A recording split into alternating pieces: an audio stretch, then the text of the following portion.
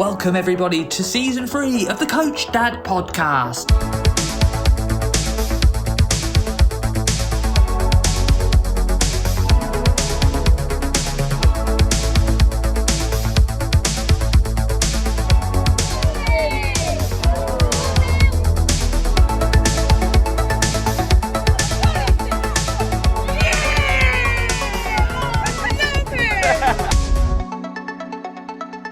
So hello everybody and welcome back to another episode of the Coach Dad podcast with me, Ben. Thanks for joining me. Thanks for coming back. Just want to say thanks to everybody who listened out to the last podcast. I'm getting some real good traction now, really sort of higher numbers than I did before actually, and lots of people reaching out to me and sending messages.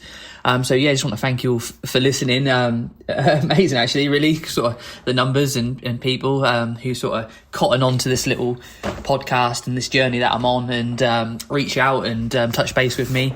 And I hope I'm going to do them fortnightly. So in a couple of weeks' time, I'm hoping to have our first guest on. So, I'm going to get that sorted. A few bits in the pipeline, talking to a couple of people. So we'll get that sorted. I'm in a really good position now.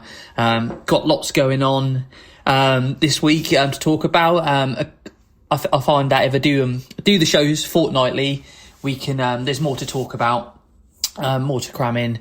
I can talk about obviously a couple of games with my lads, one that I coach with my boys, and then my oldest lad, his journey as well. And then I can look at all the in-between stuff and the stuff that's going on in and around my club and give tidbits and information for any, coaches out there who are new to coaching grassroots football and looking for hints and tips. That's essentially why I do this, and that's predominantly the people I reach out to.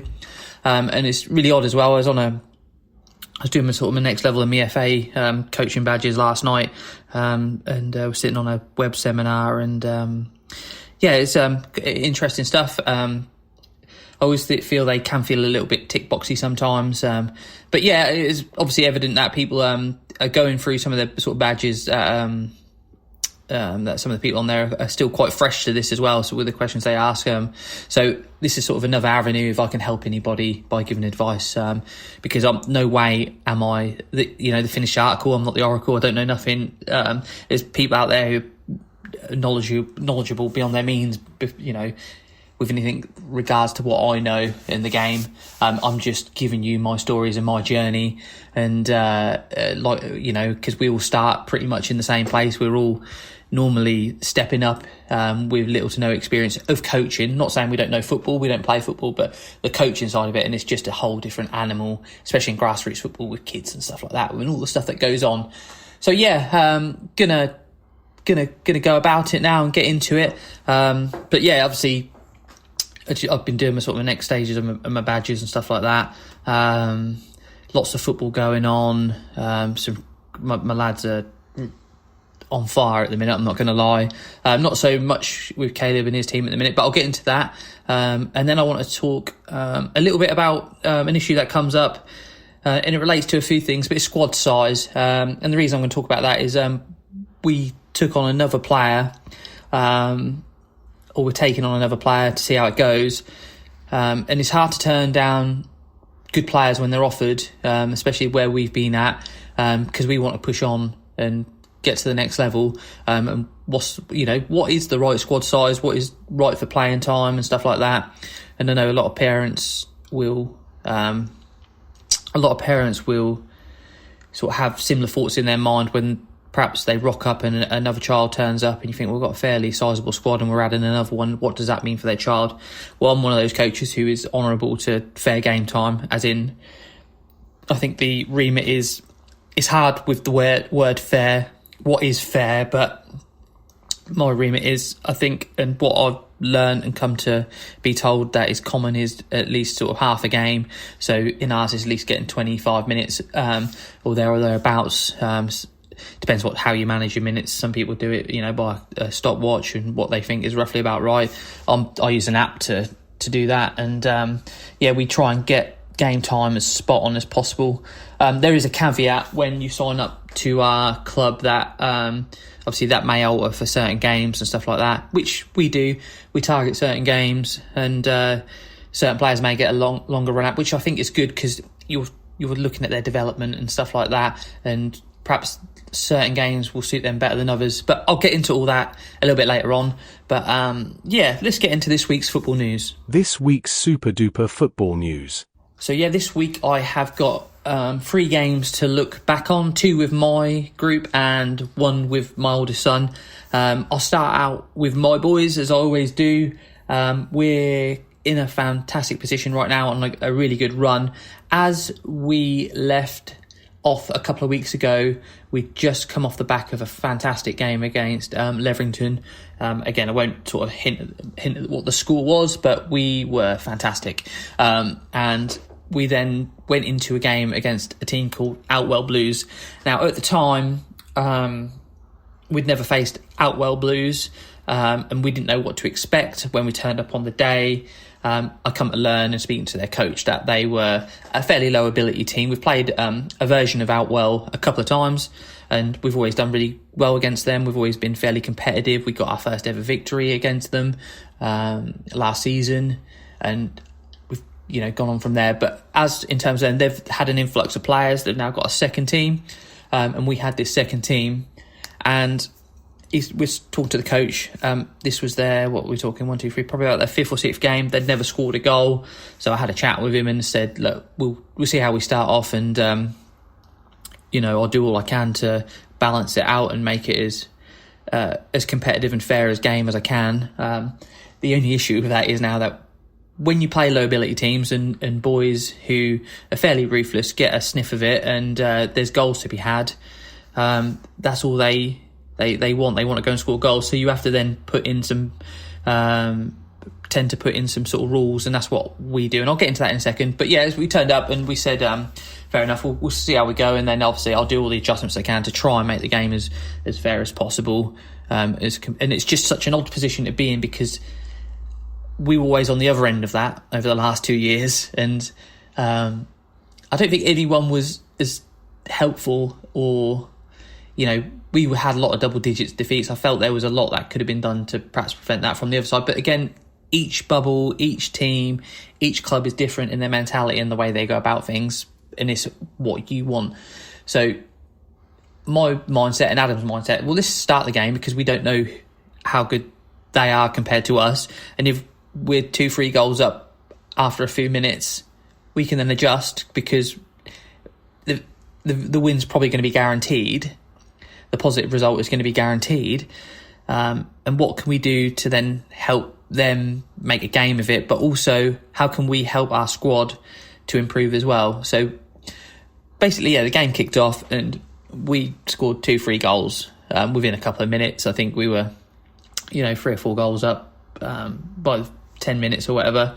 So, after 5 minutes, we could see how the game was going to pan out. So what we did was we put a few rules in where only certain people could try and score, perhaps players who have never scored before, or we rotated the squad to give the players who have perhaps had lesser minutes more minutes. Like I say, everyone gets at least half a game, but maybe some players get almost a full game. It depends on how we rotate it and what game it is and how many numbers we got. But this was a chance to give those who needed the extra game time good game time, and it gives them a similar ability team to play against. And then the game did start to even out, and really glad for Outwell Blues. They not only scored their first ever goal, they got a couple more as well. The game was out of sight and done by them, but it was good to see that the joy they got from it, coaches, players and parents, because 5-6 games into the season and they hadn't even scored a goal. Now I know what that feels like, going long time, periods without scoring goals and backs up ball. But what that has done for them now, I'm guessing, is they've now got a feeling that they can compete, they can go and score goals, so they'll go off and that'll give them the confidence. But the game was pretty much done and dusted by half time, and away we went. That was a fairly comfortable, positive result. I think Ethan bagged player of the match that day. Fantastic, and got himself a hat trick. But we had some Felix also got a hat-trick, little Felix. Bill, who, strangely enough, Bill was my player of the season the first year, scored 30-odd goals. Second season, really important. I think he won another one of the big ones. I think it was perhaps Parents Player or Players Player, really influential player. Great lad. I've known Bill a long time because my boy Austin and Bill have gone to nursery and gone through the school systems together. And Bill was with Austin at Swaffham when we were there, and then we all came. So they've always been in the same team. So Bill's always been on the radar, and he's been. I've seen his journey, and now I've been part of his journey. But yeah, he's missed a couple of important games. He missed the Leverington game, and he missed the Terrington game at the start of the season. Both really great games for us. But he came back in this game with a bang, and he got a few goals as well, and he looked really good, looked really on it. So it's good to see him back to his best as well. My little lad Austin also scored his first goal of the season. Well made up with that. It's always good to come away with a goal. So yeah, that was a fairly comfortable Saturday morning, and then we moved on to the weekend just gone. The following week, we had our big game, our big derby game, let's call it that. So basically, I've gone into the story, and I've sort of alluded to over the last couple of episodes that over the summer, basically last year or the last two seasons, there was two Sholdham teams, the Golds and the Blacks. When we came to Sholdham 2 years ago, under 8, so I started coaching. I was given a bunch of players. There was already a fairly established team, so better players went with them. I took all the new players. And over the course of the 2 years, obviously they've gone from strength to strength, been playing at a fairly decent level, always been the better team. The kids have always thought that they were better than us. And they were. We played them. Last time we played them, maybe a year or so ago, they beat us 17-2. And then obviously they had their fallout, and they've popped up a couple of villages over to where we are, and started under the name of Castleacre. I get on with Josh, the coach there, really well. All the kids are great as well. Every time we sort of come up against them, and a lot of them school together or know each other anyway, so there's always a little bit of rivalry there amongst it. And basically, they'd been put into the top league in our area, and I think they sort of struggled with it. So then they like most leagues in the areas, they adjust. They drop teams up and down. They dropped them down 2 leagues into our league, and of course, obviously they had their first couple of fixtures, and then it was us. So as soon as that was sort of logged on the FA website and we see it, and it's like, we was looking forward to this one. Now, 6-7 weeks ago, before the season started, would I have been looking forward to it? Maybe not. I would have been pretty worried. But obviously, the way we started the season, relishing it, looking forward to it, lots of little bits there. And I think most of it's driven from me and where I was when I come into the club. And it's got nothing to perhaps to do with the people or the parents that are there now. But it's just more, every time we come up against them or they get mentioned, our lads almost sort of fold and, they're good players, they're better than us. When we said we've got them in a couple of weeks, instantly a few names, no, they've got so-and-so, he's really good, he is. It's like, forget about all that. Like, I had to sort of ground the lads, forget about that. Like, this park that.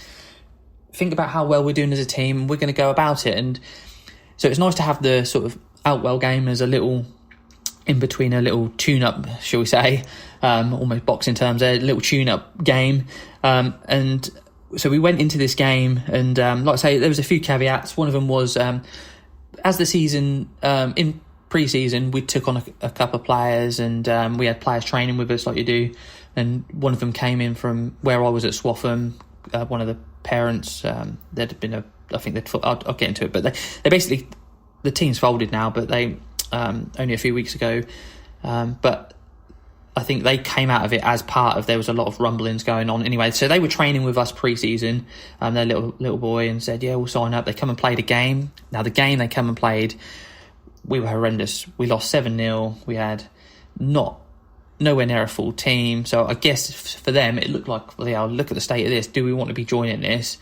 But I did sort of warn them that would happen. We had missing some key players, and this isn't a true reflection of where we are as a team and a squad. And and then sort of ghosted me maybe ghosted me the week of the season. Then talking to Josh, the coach, he said, yeah, he's popped up over there at Castlelaker, and he's signing up there. So, that's another little caveat. So we've got all the school stuff, the boys' school together. They beat us 17-2. They were our other team last year in the same club. They've moved on. So all I wanted from my boys was to go and compete and show them that, you can compete. They're just, that you've got to start getting over this mental thing that because they've beaten you before, they're going to beat you again. No. We're a different animal now. We're a different team. So let's go out there and give it 100%. It was half term. I was missing Bill, who I just mentioned, who's obviously found some form, and it's been one of my key players. So he was away. Who else was I missing? I think I was missing one more. And little Fred as well. So Fred's had a fairly good season. I think that's the first game he's missed this year. But he's come back to form as well. And Fred's a bit of a fan's favourite with our lot as well. And me and Adam, we think he's such a good character. And he brings something different. And it always brings a smile to your face with the stuff he comes out with. Little character, basically. But yeah, so we was missing a couple of fairly little influential players, but we still looked at what we had and we was like, yeah, well, I think we do all right. So the game got underway and we were at it, honestly. The best we've played, basically. We were dominating the game. We scored the first goal. Fantastic we've been doing loads of 3-on-2s in training and creating triangles and trying to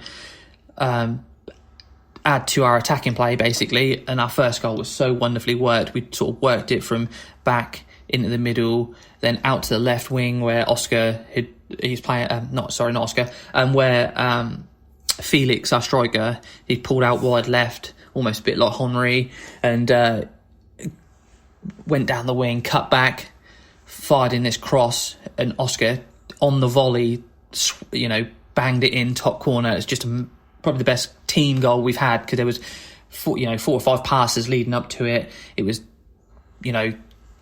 attacking football. We were looking on the front foot early on, so that put us a goal up. And then Ethan won the ball high up. We were pressing high, we were pressing hard, and that was what we were drilling the boys. Be on them, just be at them. Where they're at, we're going to be at. So Ethan won the ball high up, cut in, low shot, bang, 2-0, cruising. We did start with a fairly strong 7. Then we started to mix it up with a few substitutes and stuff like that. And that's where, again, there's no blame on the players, but when you start changing things, 2 or 3 players, it's when I always find the balance can sometimes go off. But this is what you've got to go through as a team.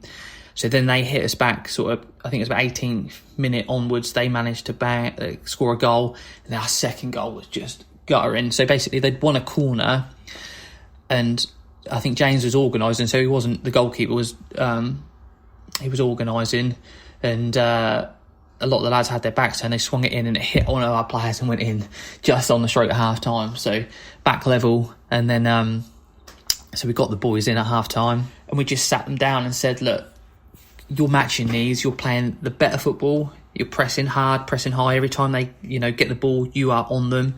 I had a little word with Ethan and said to him, obviously, you're the best player on this pitch, so believe in that and you go about your business. Same with all the lads. It's just like, you are dominating your position, let's just keep at it, keep on them, and it will come. And then started out the second half, they went and scored a goal to get back in the lead, and then we then just turned that was against a run of play, and then it just turned and we switched it up.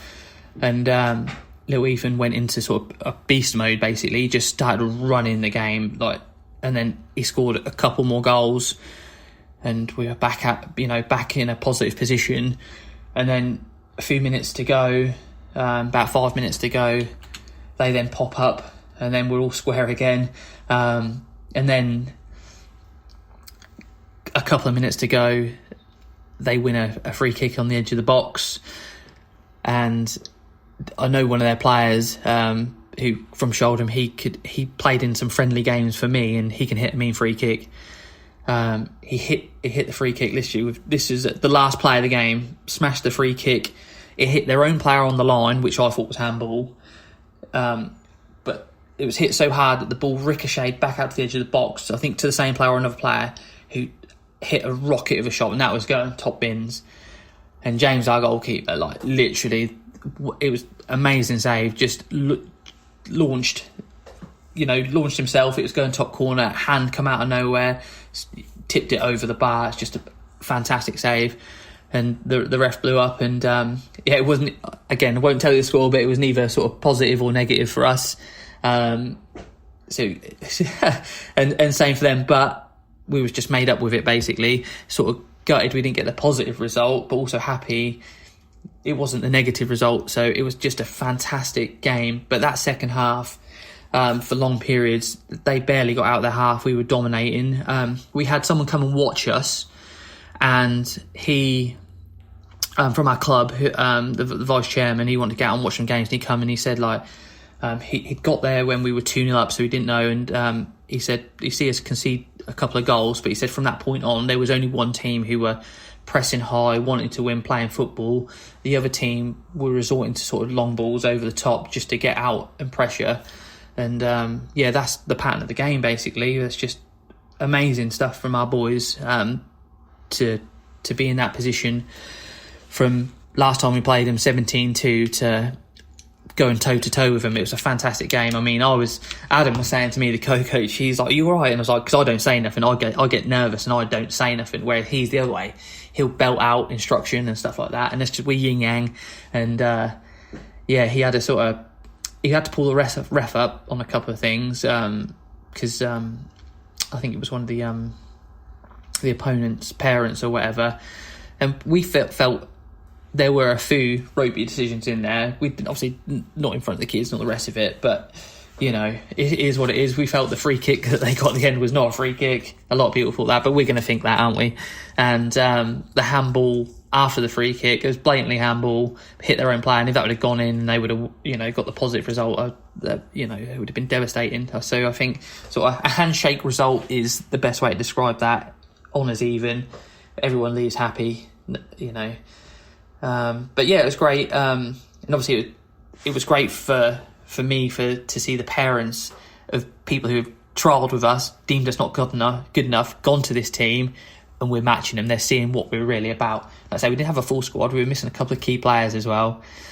It was good just to show them what we're about now. We're sort of announcing ourselves essentially. And that's what we wanted the boys to believe in themselves and go out there and put their marker down and show their schoolmates who have always been deemed better than them, that we're not little shoulden. We're more than that. We're a team, and we're ready to compete. And they went out and did that. They had such heart on the day, such spirit. Even going up, going behind, coming back. Battling right to the end. And that's just the things that this team's got now that it was missing for a long time. So that was absolutely fantastic. And I was on a bit of a high and a bit of a low after the game, really. It was like just so proud of what they have achieved, but also so close to getting that positive result. But the performance is what is important, the trajectory of the team over, the long term.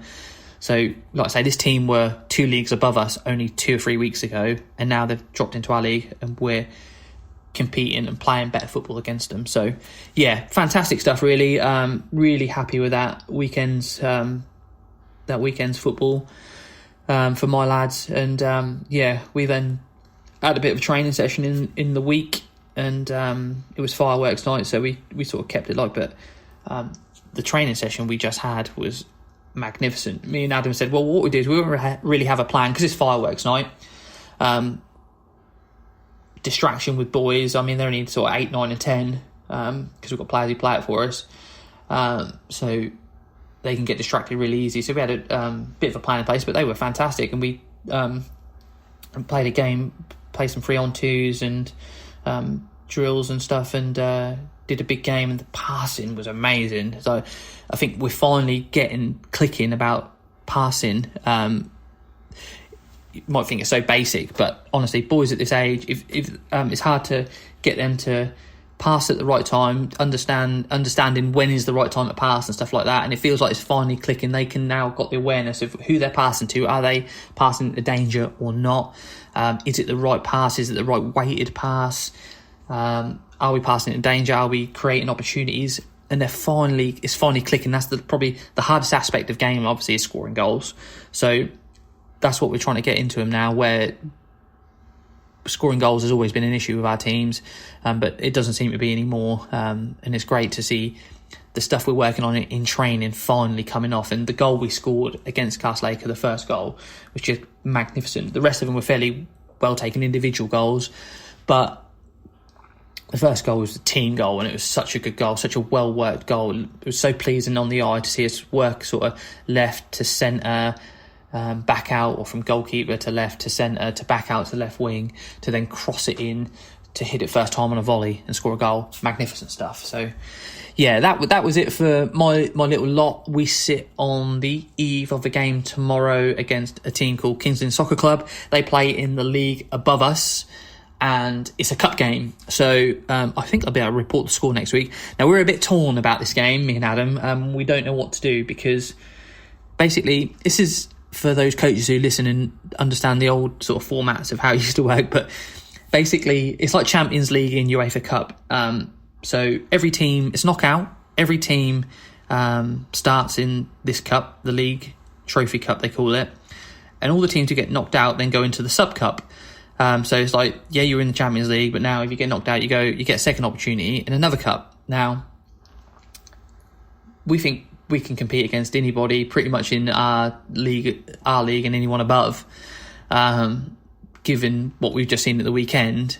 But we know there's some strong teams as well. And so it's like, not that we'd ever go into a game set up to lose, but do we afford this game for some of our players who could do with longer time, maybe some of the lower ability ones? And if we lose, we go into the other cup, which we might have a chance of doing better in.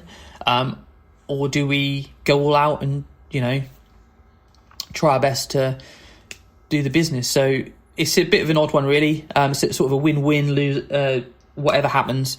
It's always good to have a good cup run, but when you start winning games and you think about potential later down the line. So yeah, we still sort of sitting here on the eve. We texted each other last night, still unsure how to play this game, really. Do we go all out? Do we mix it up? When we're in the game, we're going to try and win it. Like, as soon as we kick off, the goal is obviously to win it, but all the sort of thinking before is pre-planning and stuff like that, because we like to plan, we like to think about it, but who knows, we will see. So yeah, that was my little lot. But as for Caleb, so he had a game, he had a week off that week. The first week when we played out well, no game. And then the second week, last weekend, he had a game against a team called Snettisham. They are sitting top of their league. They've won all 5 games they played, or 6 games they played. Obviously, Caleb and his team won their last game, 15-16, or whatever it was. I don't know. It was just so high that I can't even remember. And in the meantime, between that point of playing them and after, that team folded. Now, I'm not sure why they folded, because they had enough players, but they weren't competitive. Don't get me wrong, but it's just such a shame, because they had a full squad. Whether they're going to pop up in a different league or whatever, I don't know, but it's not good getting beat like that. But also, it's now not good for the league that Caleb's in, because I counted that I think there's 11 teams in his league, but there's only 7 or 8 now who are actually active and playing. And I believe, talking to coaches, I know a lot of coaches in his age group as well, and I know that I think the intention is that a lot of the teams are going to be moving across to the Norfolk Combined Youth League next year. So we will see. But anyways, that's for another day. His game was against Nettisham. They started off, he started in his CDM role, started the game fairly strong. They went 1-0 up within a minute, and were cruising, really, competing. And then they're a strong team, Nettisham, and they stuck at it, and I think it was 2-1 at half time. They managed to get it back to. They were winning. And then in the second half, again, the usual stuff with this little group. When I watched them, and again, it's not on me to criticise or to try and pick apart. Well, I can give my comments on it, but I'm not there to try and solve the issues. But I think squad rotation again, and numbers, and just, yeah, it is what it is. I think they lost 5-1 in the end, so they were fairly competitive. Don't get me wrong, it weren't a thrashing. It was it's just that they have the quality, really, and they look really well drilled. Yeah, they were at it, really. That's all I can say, really. I've seen them a few times when Caleb played Snettisham at Wallington. They were really tight games. I think there was a 2-2 in there and a 1-1, a couple of draws, really tight games. And this game was tight to a degree, but they just had that quality that they could unlock going forward. And that is what it is. That's where his little team are at the minute. I think they're going to be on a bit of a journey. I would like to see them play some other teams.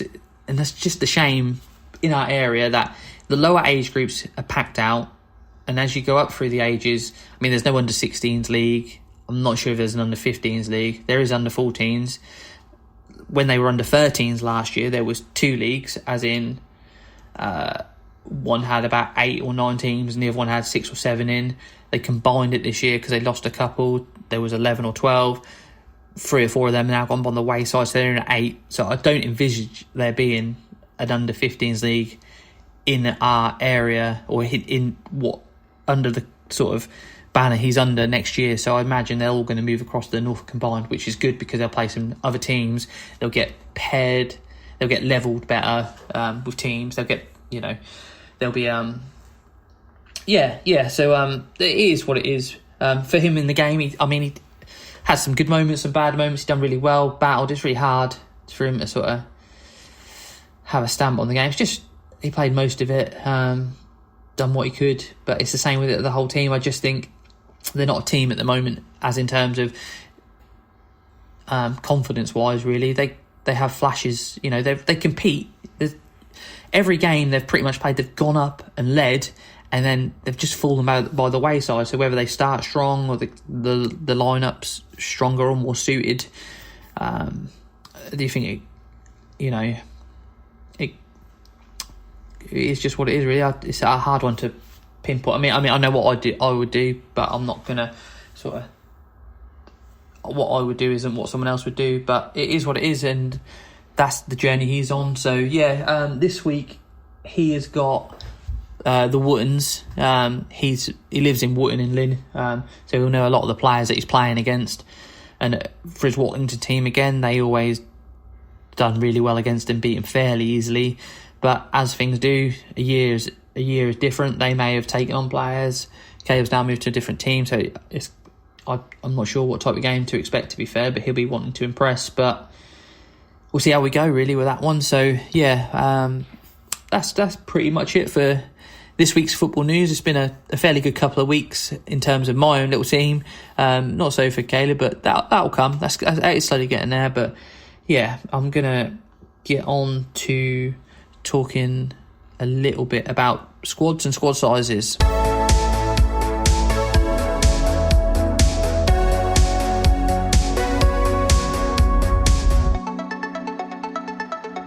So yeah, I just really want to talk about squad sizes. Now, for coaches that are new to this, it's a thing that will be evolving throughout your time on your grassroots coaching journey, whether you're at 5v5, or nine-a-side, or the full squad size of having 18 players at 11-a-side. It's a very much evolving thing that I don't think, unless you're very, very lucky, is ever a constant, because there's so many interchangeable parts that will affect your squad size, whether it's people moving on, not having issues with playing time, and they want to get their child at the right ability or the right level. It may be you may think that you need this many, then you take on this many because an opportunity comes up or something comes up, and it's just never really set in stone. I think you have your variables and you have your sort of what you think is ideal, but you've got to be willing to maybe change that slightly. And the reason that's come up is because my squad has just increased again because an opportunity for a good player came up, and sometimes it's hard to say no. So I've had to sort of think about it, and I'm going to think hard and long with Adam about how we're going to manage it long term. So it's just one of those things, really. It is what it is, but it's something you've got to think about. So if you are a new grassroots coach, listening to this, is like I say, it's going to be ever evolving. Don't box yourself in. Like for me, when I first started at under 8s with my little lads, I had 6 players at my first game. The ideal amount, I think, for 5v5 is 7. You need 7 committed players. But at those younger age groups, people, parents, players are taking perhaps their first dip, they're dipping their toe into football, and they might not necessarily, be there long term if the child doesn't like it. For instance, the first game I had, I can't think of the little lad's name. I still see him about sometimes. I think one of his brothers plays for one of the older age groups, so I see him every now and then down at the club. But he played the first couple of games, and it was pretty evident that football perhaps weren't for him. He didn't really seem to be liking it. I think the parents were just seeing it. If he liked football, I was committed. I put him in. I had no choice really. But as you do with many kids at this age, you do that with them, and you hope that they push on and they grow. And I think perhaps he told his mum he didn't like it, so it was what it was. So yeah, I lost a player straight away. But at that age, loads of people want to play football, so I managed to take on sort of 7 or 8 throughout the season, and I ended the season with a squad of 10. Now you might think 5 aside, that's a lot. That's a substitution. That's a half and half game basically. But basically, because I knew I was going up to 7v7, I knew that I would need to have extra players. So yeah, as I say, I had 10 at the end of that season, ready for the next season. With the twos and throws, I'd lost some players. I knew people were moving away. I've talked about Ollie before in previous podcasts, and his dad who used to help me coach. I knew that just through what you know about players, they discover if they like football, they don't. They come and go, especially at that younger age group. So I wanted the next season to be at maybe 10 or 11. So I had sort of 3 or 4 substitutions at 7 aside. So again, I had 11. I managed to get 11 signed on, but it wasn't a committed 11. Lots of games where I would have 7 no subs or 8 players. Football again felt very secondary to some parents and players. If something else came up on the weekend or in the week, that would take priority over football. Whereas me, I signed my lads up for football, so football's first. Every weekend I know I'm committed to that, and as a coach I know I'm committed to that. In fact, I've just booked, I'm absolutely gutted because I haven't really talked to Adam about it yet, but the last game scheduled in this year in December, like the 13th or 14th, me and my wife have booked away to go away for a Christmas market for the weekend, and the kids are being looked after by grandparents. So it's one of them rarities. So I'm probably going to miss my first game in over 2 years, and I'm absolutely gutted because it's against the other Outwell team, who we always have a really good game against. So I'm likely not to be here for that. But yeah, getting back on track. Yeah, football was very much a secondary thing, and I knew that. I talked to these boys. I know their personality. I talked to them. And again, that's something I've talked about that I wanted to address with my players and my parents at the end of the season about commitment and who we're going to have for this following season. So again, we lost a couple of players. Obviously, I talked about we didn't invite a player back. We lost a couple of other players, our goalkeeper Stellan, and our little player of the season from the first year, and a really good player, Harry. Opted to Harry F, we call him, opted to join another local team. So that is what it was. We took on players to fill the gaps, and we had I think if we were doing a sort of, as they say nowadays, sort of net spend or an overall view of your transfer ins and out dealers, I think we were sort of a bit of a plus actually. And when we sort of started our last pre-season game, and we went out and me and Adam were really excited about the start of the season actually, and going from a place of worrying that you're losing good players to then taking on some good players as well and being in probably an overall better position, even if it meant you probably lost your best player. So we were happy for that, and we then we were fairly well set. We were happy with the 11 we had. And then the week of the season, obviously we got offered, Felix came up, didn't get offered him. He came up, and it was rude to not sort of have a look. And when he came in and trained, you couldn't say no. So, such a good little player. So 12 for a 7-side game is fairly overinflated. So what we've done there is started the season, but again, every game we've played, maybe bar 1 or 2, we've had maybe 1, 2, or even 3 players missing. So it's always been good. Again, this is not because our football team's secondary. It's because we've had half terms in there, so people go away. You have other things that come up. It is what it is. And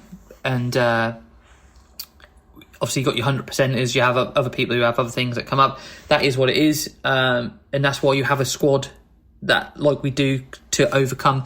It doesn't weaken us now. It's not like last year where we had 11 and where we'd have 3 or 4 missing. We were at 7 or 8 and we didn't have no depth. Rotation was hard. Whereas now, with 11 or 12, when 2 or 3 are away, you've still got a fairly strong core and you can afford to rotate. So it's good all round. People get their minutes, players get their minutes, and it's working out well. And then just in the week, we had an inquiry from a player who's playing at one of our local town, Kings Lynn, at their elites, and he's been playing a year up at Downham Market, which is another sort of big town near us, but he's just not quite getting the game time, as in terms of he's not really getting any minutes, his parents told me. So he offered, the opportunity came up, he came down and trained with us.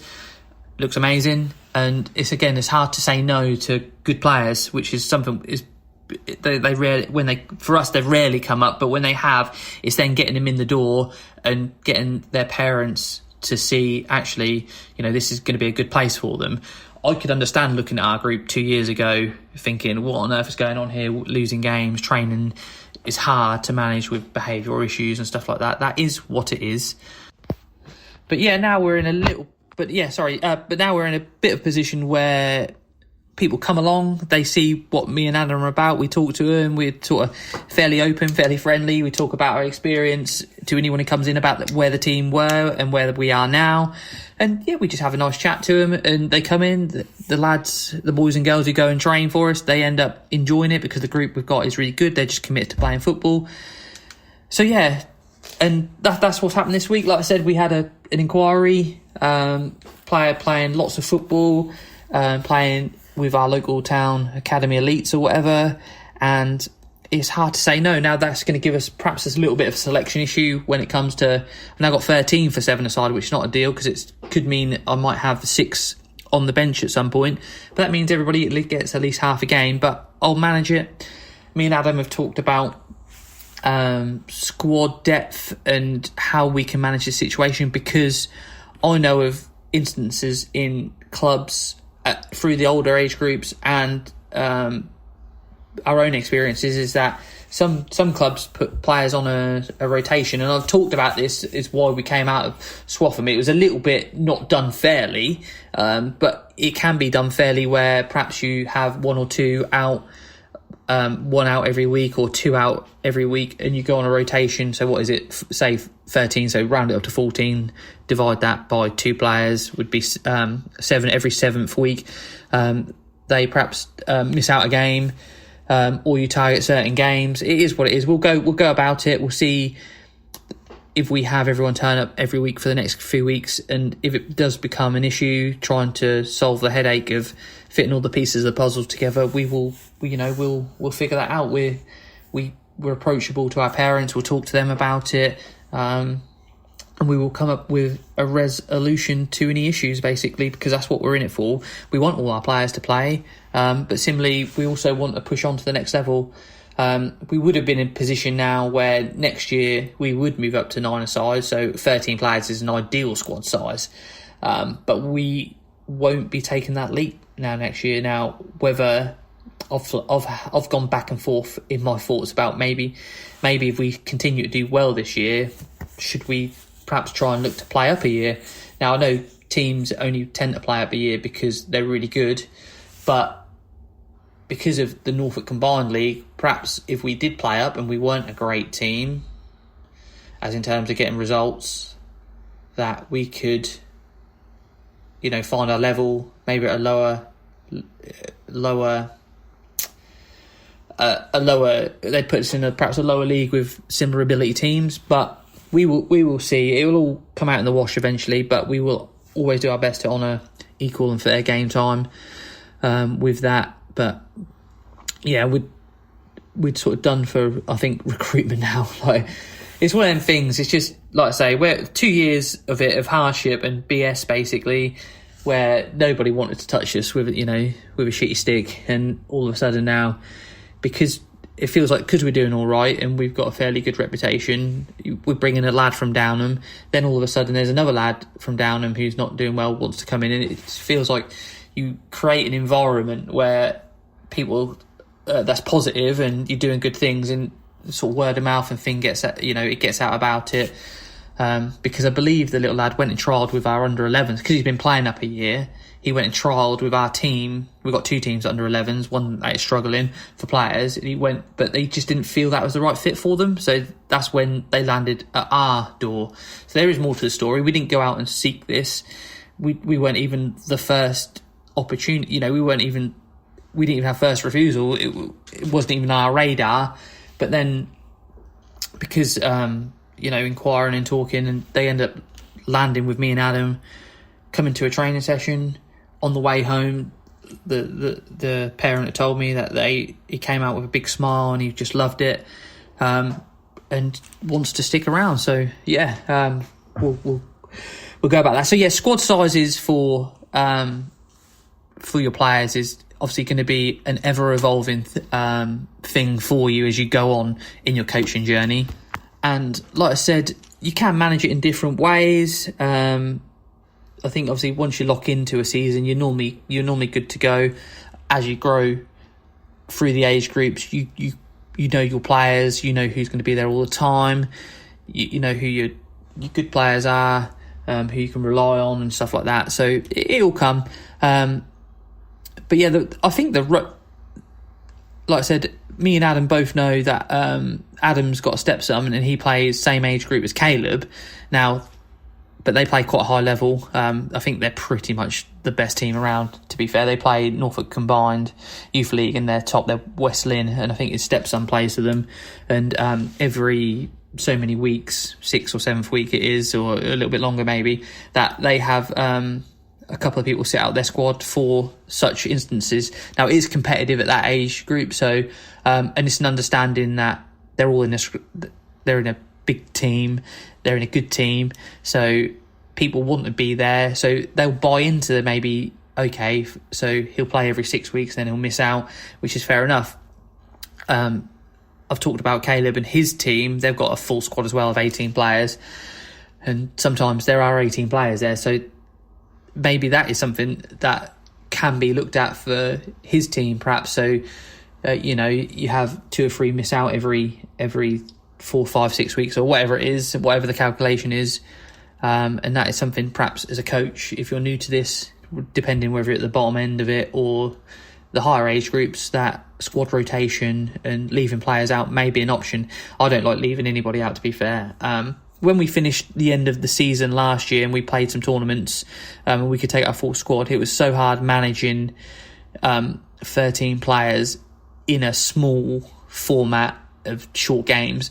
But I think me and Adam are pretty, committed to being able to manage this and do this over a full game, basically. So everyone gets enjoyment out of it and everyone gets their fair game time. But if it, like I say, if it comes out in the wash that it doesn't work for us, it's not working out, we will address it and we will deal with it, but we'll do it in the way that will benefit the team moving forward. It won't be to suit individuals, it won't be to suit the coaches' kids. Me and Adam actually talked about, we'd perhaps leave our kids out as well, because I know a lot of people would say if you coached, your kid has to be there all the time, but we would perhaps leave our kids out in that we had the conversation about leaving our kids out as well if we were to go down that route, but there's no plans to do anything like that yet. So we're going to suck it and see how it goes, and we will manage it from there, really. And that's what you should do, coaches. Like, you know, you don't ever want to leave yourself short, and if you don't leave yourself short and you've got too many, you then have to think about ways of addressing it. Don't let it fester. Don't let it grow, because I'm seeing this from a coach's perspective, but also I've got my lad who's in a big squad as well, so I'm doing it from the parents' perspective as well, because I know sitting there that if he's in a squad of 18, that he's likely going to sit some of their game out, whereas I know before when he was at Wattlington, when it was a small squad of 13, 14, that he was playing the majority of the games all the time. And obviously you're playing more, you end up developing more, you end up being more confident, you end up having a better run at things, you better understanding of your football. Whereas this year, his form has been off, he struggled to get going, he struggled to have the impact he had at Wattlington. And I think, you know, if you're not on the pitch, you can't affect the game, you're not improving. And again, that's the choices of the coach who he's under at the minute. That's our choice to bring him into this club. And it was a joint decision. I made sure he wanted to go here, and he's happy being here. So that is what it is for now, and he will deal with that as it is. I have no sort of thoughts on it. Well, I have thoughts on it, but I don't wish to have any impact on it. It is what it is. The coaches do their own thing. And same with me and Adam at our age group. We will continue to do our own thing, and we will do what we think is best for the team and the squad moving forward, because we're honourable to our lads, and the ones that have been there, I think I've said that 6 or 7 of them had some involvement in my first season. I don't want to see any of them fall by the wayside. Similarly, honourable to them, honourable to anyone who came in last season, and anybody who comes in now. We want them to have a fair rub of it and a fair go of it. And we don't have favourites. My lad is pretty much one who gets, I would say, the half the game, one of the lower ability ones in the squad. But we will target certain games, like when we play Out Well again or Holly Meadows, that is perhaps one of those ones where they can get more of a full run out, and that will help them in terms of their game time and ability and stuff like that. So yeah, it's all about managing it for best and for everyone. So squad size is there's never a right or wrong answer with it, and you'll see debates about it on like Grassroots Football Hub and all the grassroots football pages online and Facebook and stuff like that, and you'll get coaches pop up and say, you know, what's the best squad size for this, and everybody will have their own input on it. And I think